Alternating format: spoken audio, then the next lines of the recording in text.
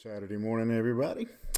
Thank you for being here, and we will be back in the 18th chapter of Proverbs this morning, beginning in verse 16.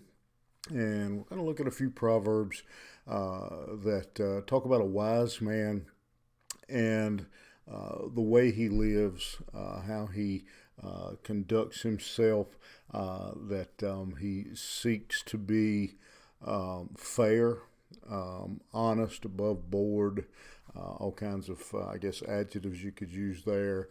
Doesn't look to take advantage of others. And the reason for that is because they are servants of God. And so that's kind of the theme of this section of Proverbs. Verse 16, he says, "A man's gift maketh room for him and bringeth him before great men." One of the things that you may have noticed, as I have, one of the things that was a very popular topic for Solomon was the issue of bribery, of giving gifts to get an advantage. And the word that he uses here when he says a man's gift is not quite the word bribe, but it's close.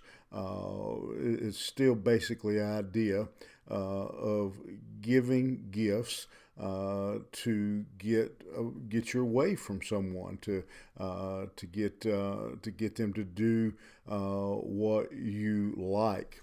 And he's pointing out again that we live in a materialistic, greedy world, and this practice, while it may bring you before great men, as he says, also leaves room for corruption, gives room for trouble. If you give a gift to get, as he says here, an audience before a great man, you're probably going to have to keep giving gifts to keep that audience until somebody else comes along and gives a bigger or a better gift.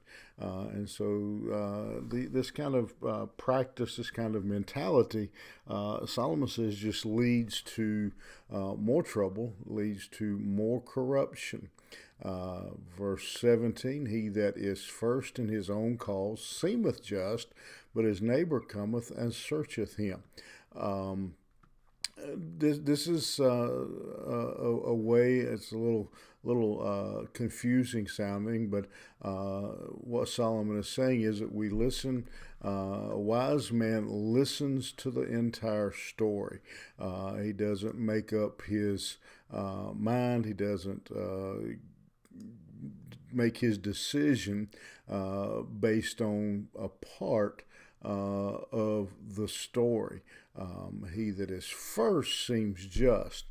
He's saying basically the person that gets to tell their story first, when they tell their story, it can sounds good, okay, well, but then when you hear the other story, the other side of the story, then it sheds some different light on it. So Solomon's just teaching his son that a wise man, before he makes a decision, will hear again the entire story, consider all the facts.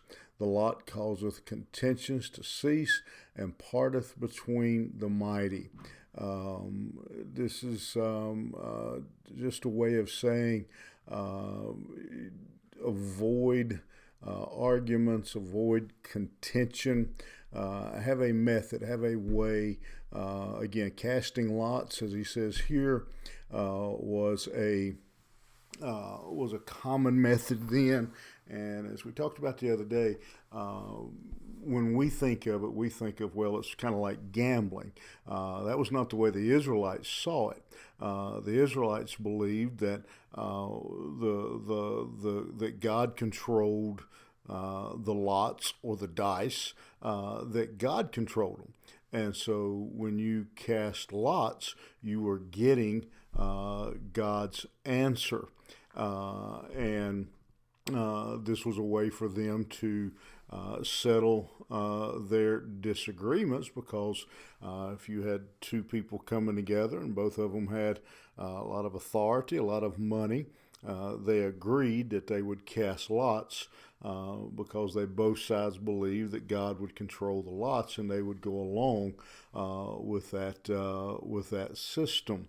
And so I think really what Solomon's teaching us here is knowing how we're going to have a thought through process for handling the disagreements and the contentions that ultimately come into most every relationship.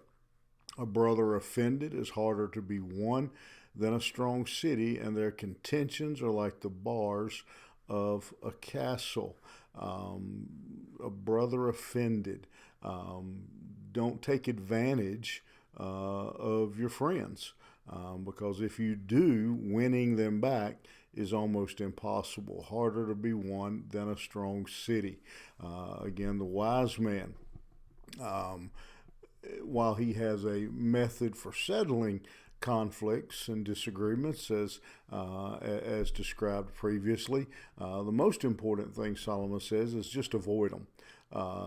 Try to do everything you can to live in peace, to avoid any actions or any conversation that might lead to conflict, because mending that relationship is almost impossible. And what we have here are four proverbs that deal with fairness, that deal with equity, justice that we can use in our daily life. We don't try to influence people. We don't allow people to influence us by gifts, by giving, by those kinds of things. We don't try to wrongfully influence people. We don't assume things. We hear we hear both sides of the disagreement. And then when we do have disagreement, we handle those according to the Word of God, and ultimately we simply try to avoid conflict and disagreement in the first place. And as I think about these, like many of these proverbs, as we go through these, and I listen to them and I think about them, I can't help but think, like probably some of you are doing, that I can look back in life and think of some times when, if I would have practiced this, when I would have used these principles, put them into place in my life, how much better things would have turned out by simply following these principles that Solomon is laying out. Not just these four, but throughout the book to this point. How much better things would be in our world if man would live by these principles. You have a good day. Think about this. Think about being fair. Think about how God's telling us to live and deal with each other, and it'll make a difference for us. You have a good day. We'll see you here tomorrow morning.